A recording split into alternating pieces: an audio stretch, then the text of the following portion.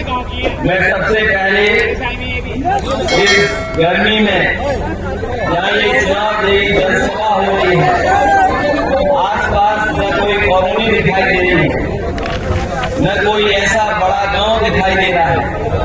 उसके बावजूद भी आप इतनी बड़ी संख्या में आए हैं, मैं आप सबका बहुत बहुत धन्यवाद और आभार करता हूं। मैं आप सबसे अपील करने आया हूं, मैं आप सबसे निवेदन करने आया हूं कि समाजवादी पार्टी और इंडिया गठबंधन की प्रत्याशी श्रीमती सुनीता वर्मा जी को अपना ऐतिहासिक वोट देकर के जिता करके उन्हें लोकसभा में भेजने का काम करें।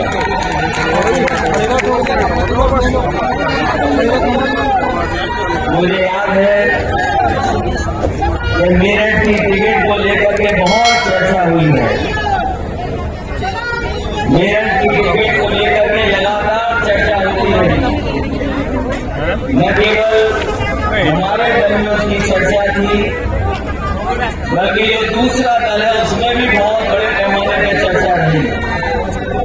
लेकिन अंततः हमारे तमाम साथियों ने सुझाव दिया और कई महत्वपूर्ण लोगों ने ये जानकारी दी कि अगर आप सुनीता वर्मा जी को यहां से लड़ा देंगे तो वो सबसे ज्यादा वोट करके जीत करके जाएंगे।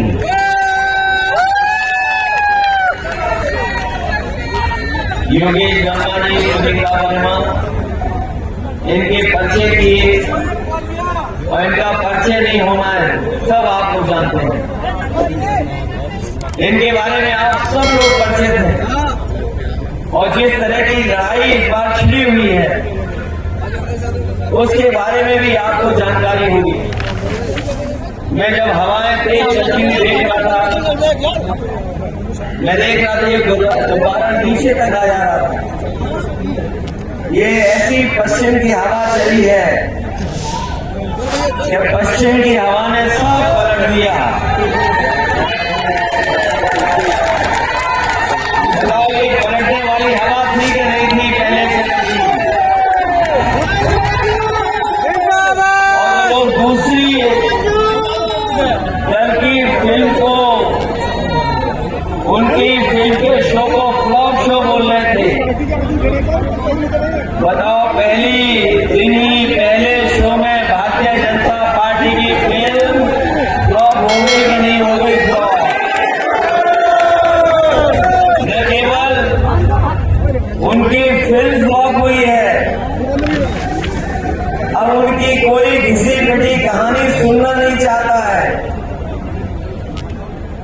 न कोई उनके डायलॉग सुनना चाहता है, न उन्हें कोई वोट देना चाहता है। ये माहौल बन गया कि नहीं बना है? और मेरठ की धरती तो क्रांतिकारियों की धरती नहीं है। यहाँ के लोगों ने आजादी दिलाने का काम किया है। आजादी का आंदोलन जब जब चला, यहाँ के लोगों ने अपनी भूमिका निभाई और भागीदारी देकर के हमारे देश को आजादी दिलाने में यहाँ के लोगों की महत्वपूर्ण भूमिका रही।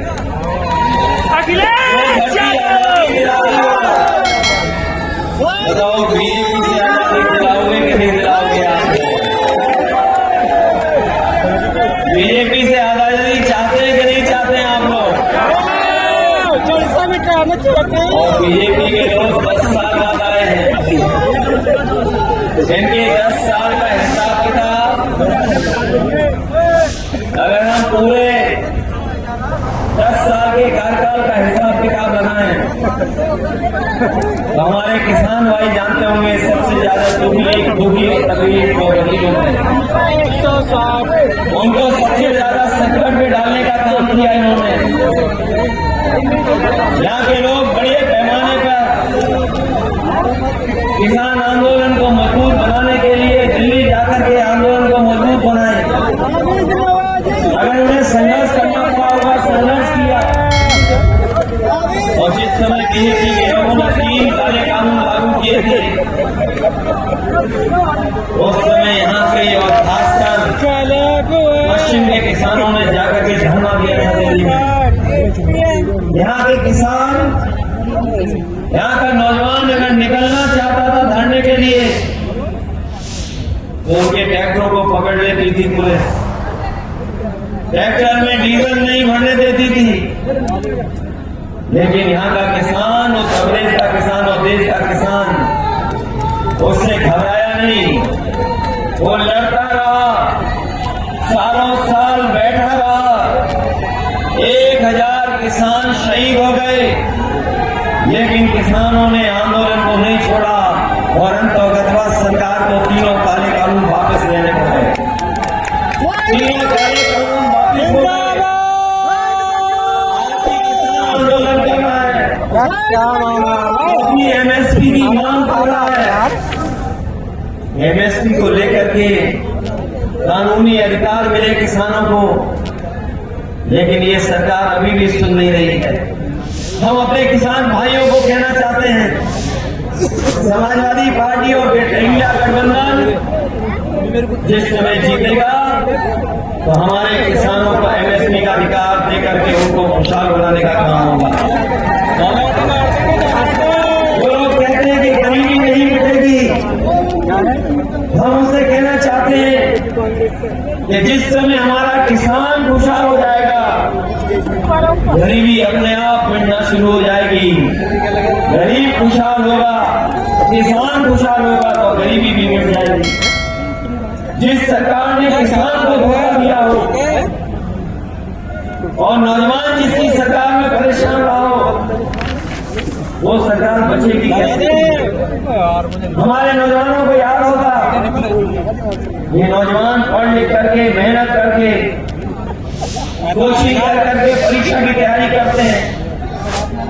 जब भी सरकार ने परीक्षा लिखाई और परीक्षा की तारीख की, लेकिन जैसी परीक्षा हुई पेपर लीक हो गया। इस सरकार में कोई एक पेपर लीक नहीं हुआ है। जितनी भी परीक्षाएं सरकार ने कराई सबके पेपर लीक हुए हैं। लगभग 10 परीक्षाओं के पेपर लीक हो चुके हैं। और जब आखिरी में अभी पुलिस भर्ती की परीक्षा हुई थी, बड़े पैमाने पे नौजवान निकल करके परीक्षा दे करके आए थे। पूरे उत्तर प्रदेश में परीक्षा देने गए थे, लेकिन इस सरकार ने जानबूझ करके परीक्षा का पेपर लीक कर दिया। हमारे नौजवान सड़कों पे आ गए। मैं उन दिनों जहां भी गया, नौजवान परीक्षा रद्द कराना चाहते थे। परीक्षा रद्द हो उसके लिए निकल पड़े थे। सरकार को स्वीकार करना पड़ा और परीक्षा रद्द हो गई। मैंने कई बार गणित बताया और मैं फिर बताता हूँ मेरठ में, और यहाँ पर बताना इसलिए जरूरी है कि यहाँ तो प्रधानमंत्री भी आए हैं और योगी जी और मुख्यमंत्री जी इतने घबराए हुए हैं मेरठ से कि मेरठ को छोड़ने का नाम ही नहीं ले रहे हैं। हमें सुनने में आया है कि कई बार आ चुके हैं, इतने घबराए हुए हैं समाजवादी पार्टी के घबराए हुए हैं कि बार-बार मेरठ जा रहे हैं। हम उनसे कहना चाहते हैं कि जो 60 लाख का हिसाब है, अगर वो आपको समझ में आ जाएगा तो उत्तर प्रदेश भी आपको छोड़ना पड़ेगा। 60 लाख बच्चे परीक्षा नहीं दे पाए, जिनका भविष्य अंधकार में डाल दिया सरकार ने। और अगर उनके माँ बाप को भी जोड़ दें, एक परिवार के 3 सदस्य, अगर 3 का गुणा करते हैं हम 60 लाख में तो 1,80,00,000 बनता है। और यदि 1,80,00,000 अगर हम 80 लोकसभा से भाग लेते हैं तो हर लोकसभा में भारतीय जनता पार्टी का 2,25,000 वोट कम हुआ है। तो सोच लीजिए, जब किसान और नौजवान इनके खिलाफ खड़ा हो तो भारतीय जनता पार्टी का सफाया होगा कि नहीं होगा सफाया।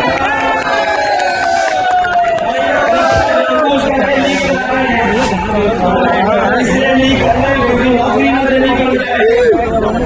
क्या आप सोच सकते हैं, यहाँ पर बीजेपी की सरकार,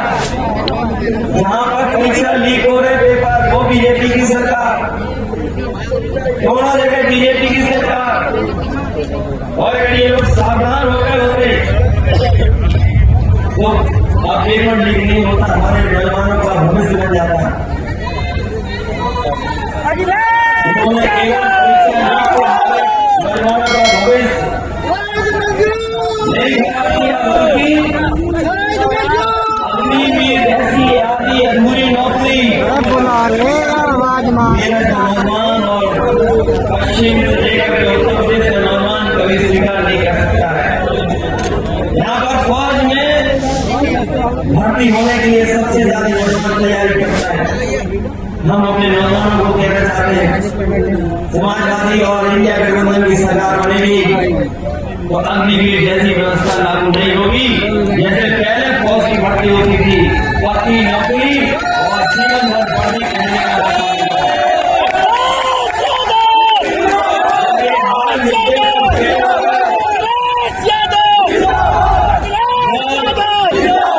जनता इनके जुगनों को समझ लिया। जब जनता ने इनके जुगनों को समझ लिया तो ये नए तरह की गारंटी लेकर के आए हैं। ये गारंटी जुमले से 10 साल लंबी है, 10 साल लंबी गारंटी है जुमले से। और आपको जुमले तो पता ही नहीं है, आपको इन्होंने कहा था किसानों की आय दोगुनी हो जाएगी। बताओ 10 साल में किसी किसान की आय दोगुनी होगी? हमारे बुंदर भाइयों को कहा था कि हम खुशहाली के रास्ते पे ले आएंगे। बताओ बुंदर भाई कहाँ खुशहाली के रास्ते पे आ रहे? हर साल 2 करोड़ नौकरी देंगे। बताओ किसी नौजवान को नौकरी रोजगार मिलेगा तो लखनऊ में बड़े बड़े आयोजन हुए थे निवेश को लेकर के, जिसमें प्रधानमंत्री, राष्ट्रपति, देश के बड़े बड़े उद्योगपति आए थे। मुख्यमंत्री ने कहा कि हमने इतने बड़े पैमाने पे एमओयू करा लिए, इतने लोग निवेश करने आ रहे हैं।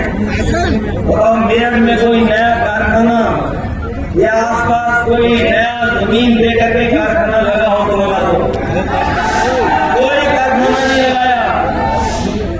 ये जो गारंटी लेकर के आए हैं ये हमें और आपको धोखा देना चाहते हैं। हम आपसे कहना चाहते हैं कि इनकी गारंटी से बचिए। ये वो लोग हैं जो कोरोना को थाली और थाली से भगाना चाहते थे। ये इनकी गारंटी नहीं है, ये घंटी है। ये गारंटी नहीं है, ये घंटी है जो बजाने के लिए दी है। और हमें और आपको बाबा साहब भीमराव अम्बेडकर जी संविधान की कितनी बड़ी गारंटी दे करके गए हैं, सोचिए कभी। हमें बीजेपी की गारंटी नहीं चाहिए, हमें बाबा साहब भीमराव अम्बेडकर जी ने जो संविधान की गारंटी दी है वो हमें संविधान की गारंटी चाहिए। वो संविधान हमारे मान सम्मान की गारंटी देता है। वो संविधान हमें आपको रोजगार का अधिकार देता है। बाबा साहब भीमराव अम्बेडकर जी का संविधान हमें आरक्षण का अधिकार देता है, आरक्षण की गारंटी देता है। इसलिए हमें बीजेपी की गारंटी नहीं चाहिए, बीजेपी की गारंटी वो घंटी है। हमें बाबा साहब भीमराव अम्बेडकर जी का संविधान की गारंटी चाहिए। इसलिए सावधान होकर के संविधान बचाने का भी ये चुनाव है। जहां हम आपसे कह रहे हैं लोकतंत्र बचाना है, वहीं ये संविधान बचाने का भी चुनाव है। जो लोग दूसरों को भ्रष्टाचारी कहते हैं, माफिया कहते हैं, अपराधी कहते हैं, हम उनसे कहना चाहते हैं आज देश में सबसे बड़ी गोदाम भ्रष्टाचारियों की, माफियाओं की, अपराधी की कोई बनी है तो भारतीय जनता पार्टी की गोदाम बनी है। भारतीय जनता पार्टी की गोदाम में देश के सब भ्रष्टाचारी हैं, सब माफिया कब्जे से वहीं पहुंच गए हैं। ये लोग जो इलेक्टोरल बॉन्ड पे बात नहीं करना चाहते हैं। लगाओ जोर। क्योंकि जैसे ही इलेक्ट्रल बॉन्ड की बात होती है बीजेपी के लोग बेहोश होने लगते हैं। और इस गर्मी में अगर बीजेपी के लोगों से पूछोगे कि जो आपने चंदा लिया है इलेक्ट्रल बॉन्ड से उसका हिसाब किताब क्या है, कोई हिसाब किताब बनाने के लिए तैयार नहीं है। हम आप लोग सब जानते हैं हेलो, लोग अपने आप चंदा देते हैं, सहयोग करते हैं, मदद करते हैं। हेलो, बीजेपी के लोगों ने इलेक्ट्रल बॉन्ड से मेरा सहयोग नहीं मांगा, इन्होंने ईडी सीबीआई इनकम टैक्स लगा करके वसूलने का काम किया है। 1000 करोड़, 500 करोड़, 400 करोड़, 300 करोड़, क्या ये इतना पैसा नहीं वसूला गया? इनसे जब पूछो कि इलेक्ट्रल बॉन्ड के बारे में कुछ बताओगे तो इस गर्मी में वो इलेक्ट्रॉल मांगने लगते हैं, बेहोश हो जाते हैं, इलेक्ट्रॉल की जरूरत पड़ती है उन्हें। बताओ इलेक्ट्रॉल बॉन्ड ने इनका बैंड बजा रखा है कि नहीं बजा रखा है? और इसी से बचने के लिए झूठे मुकदमे लगा लिए। चलो भैया हो जाओ। आप पार्टी के मुख्यमंत्री दिल्ली के उन पर झूठे मुकदमे लगा दिए। जब इनकी बदनामी होने लगी इलेक्ट्रल बॉन्ड से तो उन्होंने साजिश कर करके तमाम विपक्ष के लोगों को फंसाना शुरू कर दिया। चाहे वो आप पार्टी के मुख्यमंत्री दिल्ली के हों या झारखंड के मुख्यमंत्री, उन्होंने झूठे मुकदमे लगाए हैं। और झूठे मुकदमे आज तो लगाए नहीं हैं। याद होगा जब हम लोगों ने छेड़ा था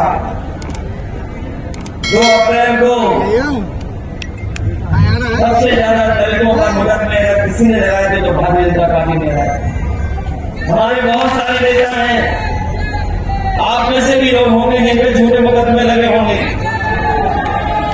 ये सरकार केवल झूठे मुकदमे लगाएगी। योगेश गहलोत इन पे भी लगे मुकदमे, कब तक लगाए उन्होंने? ये अन्याय कभी समाजवादी लोग स्वीकार नहीं कर सकते हैं। इसलिए हम आप सबसे निवेदन और अपील कर रहे हैं, पीडीए की लड़ाई बड़ी छिड़ गई है और पीडीए की लड़ाई से जैसे जैसे पीडीए आगे बढ़ रहा है एनडीए के लोग घबराए दिखाई दे रहे हैं। बीजेपी की इधर जो पहचान बनी है वो झूठ और लूट की बनी है। बताओ झूठ और लूट की पहचान है कि नहीं है बीजेपी वालों की? भैया बीजेपी वाले क्या सच बोलते हैं? बताओ। झूठ बोलने वाली पार्टी अगर कोई है तो भारतीय जनता पार्टी। बताओ उससे बचाओगे कि नहीं बचाओगे? और ये लोग परिवार वाली बात कर रहे हैं। हमारे आपके पीडीए परिवार का मुकाबला नहीं कर सकते क्योंकि पीडीए परिवार सबसे बड़ा परिवार है। इसमें पिछड़े दलित अल्पसंख्यक मुसलमान भाई तो है ही है, आधी आबादी भी है और पीड़ित दुखी अगले भी हैं। हम उन तमाम लोगों को धन्यवाद देना चाहते हैं जिनके मन से राजनीतिक चेतना जागी और उन्होंने झंडा बुलंद कर दिया भारतीय जनता पार्टी के खिलाफ। ऐसे बहुत सारे साथी हैं जो परंपरागत भारतीय जनता पार्टी का सहयोग और मदद करते थे, लेकिन जिस तरीके से भारतीय जनता पार्टी ने अन्याय किया है, उनके साथ भेदभाव किया है, तमाम वो लोग अपनी पंचायत कर करके और अपने राजनीतिक चेतना का सम्मान करते हुए वो इंडिया गठबंधन और समाजवादी पार्टी की मदद करने जा रहे हैं। इसलिए आप लोग भी मदद करिए। मेरठ से जो शुरुआत होने जा रही है दूसरे चरण में, ये जीत की बड़ी जीत की आवाज होगी। यहां से जिन्होंने आजादी दिलाई हो और आजादी के आंदोलन में साथ दिया हो, बताओ बीजेपी से भी आजादी दिलाओगे? और महंगाई कहां है, बेरोजगारी कहां है, वो आप सब जानते हो। चरम सीमा पर महंगाई है, बेरोजगारी चरम सीमा पर।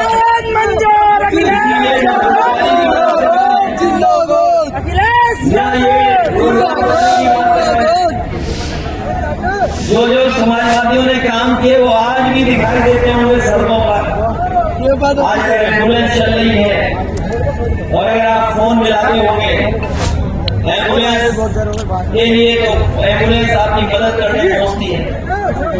जो समाजवादियों ने अच्छी योजना बनाई थी, बीजेपी वालों ने वो योजना भी खराब कर दी। बताओ, एम्बुलेंस वाली योजना खराब कर दी कि नहीं कर दी? और यहाँ पर तो वो समय भी देखा जब डॉक्टर लूट कर रहे थे गरीबों से, क्योंकि सरकारी अस्पतालों में इलाज नहीं है, मेडिकल कॉलेज में सुविधाएं नहीं है। MRI कराना चाहोगे तो पैसा वसूला जाएगा। अगर आप अल्ट्रासाउंड में देखकर के एक्सरे कराओगे तो पैसा जाएगा। आज गरीब इलाज नहीं करा पा रहा है।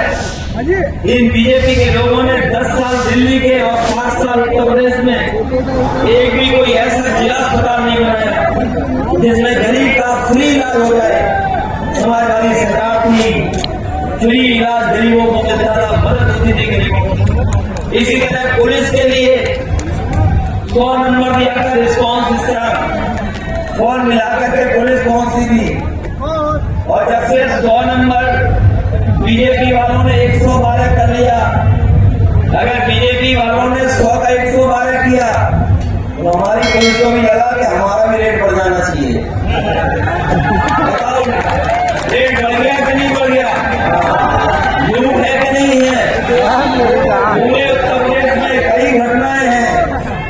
अभी तक तो हम लोग सुनते थे, फिल्म में देखते थे कि पुलिस चोर को पकड़ रही है, लेकिन उत्तर प्रदेश में ऐसा भी देखने को मिला, यहाँ पर पुलिस चोर पुलिस को पकड़ रही है। ये घटना नहीं, उत्तर प्रदेश में बीजेपी ने किया। और ये कभी कभी हमारे खाकी वर्दी वाले गुस्सा दिखाते हैं, हम इन्हें भी कहना चाहते हैं, अभी तो फौज की नौकरी 4 साल की हुई है, बीजेपी वाले दोबारा आ गए तो इनकी नौकरी 3 साल की कर देगी।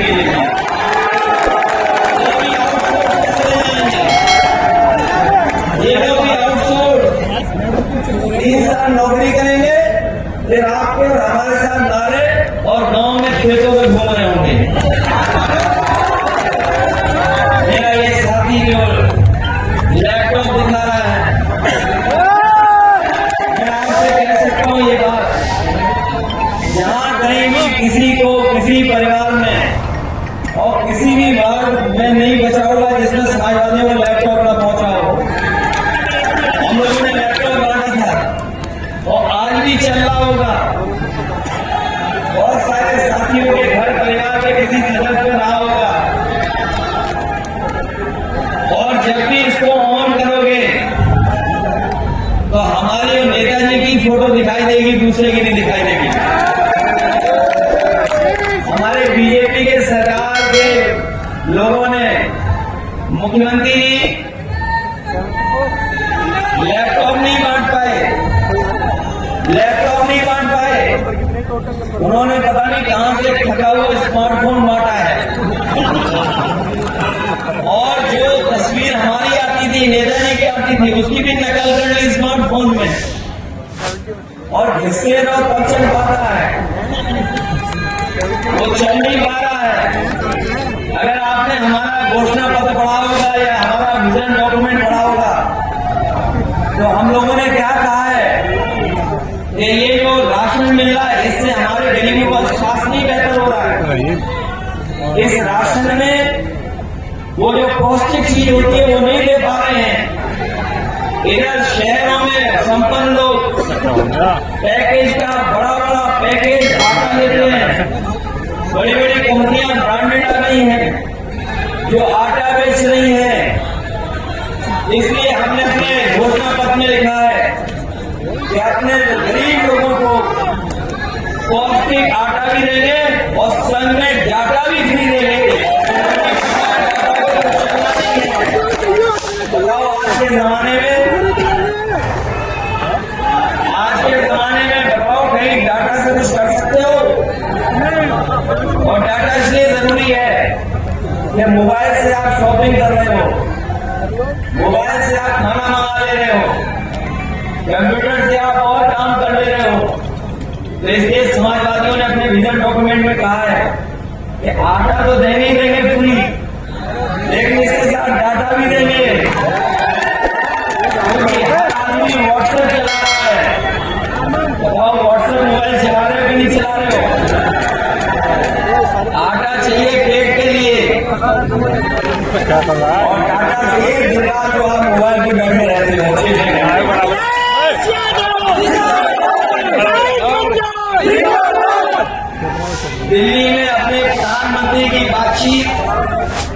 दिल्ली में अपने प्रधानमंत्री की बातचीत बिल गेट्स, उससे बातचीत में बहुत सारी बातचीतें की, लेकिन बिल गेट्स ने कहा कि जिस तरीके से डिजिटल डिवाइड है कि जिनके पास साधन है, जो संपन्न है, उनके पास कंप्यूटर भी है और सुविधाएं भी है, ये जो खाई पैदा होती जा रही है इसको कम करना पड़ेगा, तभी हमारा गरीब आगे बढ़ पाएगा।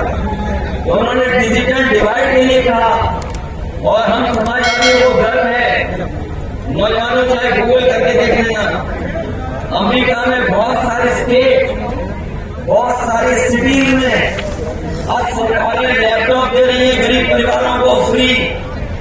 सोचो अमेरिका में आज दे रहे हैं गरीब परिवारों को फ्री लैपटॉप, कुछ शहरों में फ्री लैपटॉप दिया गया अमेरिका में, गूगल करके देख लेना आप और बताओ 7 साल पहले समाजवादी ने लैपटॉप दिया था कि नहीं दिया? इसलिए हम लोग आगे की सोचते हैं। बीजेपी के लोग नकारात्मक राजनीति करते हैं, इस नकारात्मक राजनीति को आपको खत्म करने का काम करना। इसलिए हम आपसे विशेष अपील और निवेदन कर रहे हैं। हमारे नेता तो नहीं जो सहयोग कर रहे हैं, हमें उम्मीद है कि मंच के जो नेता हैं वो तो सहयोग करेंगे ही करेंगे, लेकिन एक एक कार्यकर्ता हमारी पार्टी की मदद करेगा। सैनिक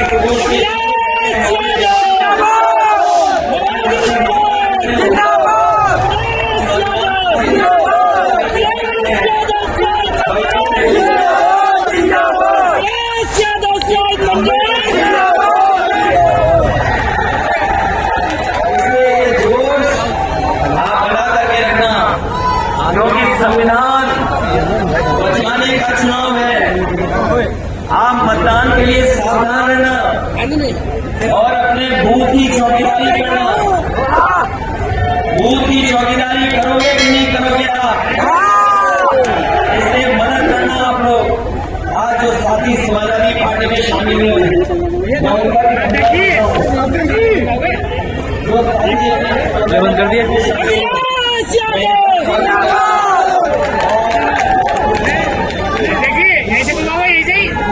आनंद जी के साथ जो आए हैं मैं उनको धन्यवाद देता हूँ।